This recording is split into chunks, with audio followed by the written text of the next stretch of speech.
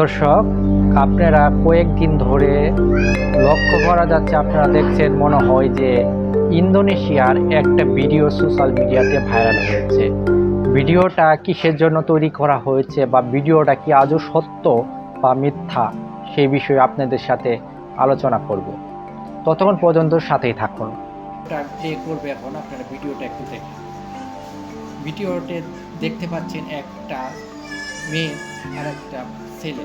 মেয়েটি তার উপরে, কিন্তু মেয়েটি উঠতে পারছে না, যেন কে যেন আটকে পড়েছে, যেন কি একটা সমস্যা হয়েছে। কিন্তু অনেকে বলছে যে এটা জিনা কাজ করার জন্য, খারাপ কাজ করার জন্যই লিপ্ত হয়েছে, তার জন্য এটা হয়েছে। আল্লাহ তাআলা তাদের একটা পৃথিবীতে দেখাচ্ছে।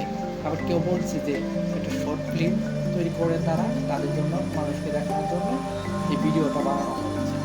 আসলে কোনটা সত্য কোনটা মিথ্যা, এখানে অনেক কবিরাজ, অনেক তান্ত্রিক, অনেক কিছু এনে তারা সারানোর চেষ্টা করছে, কিন্তু সারাতে পারছে না।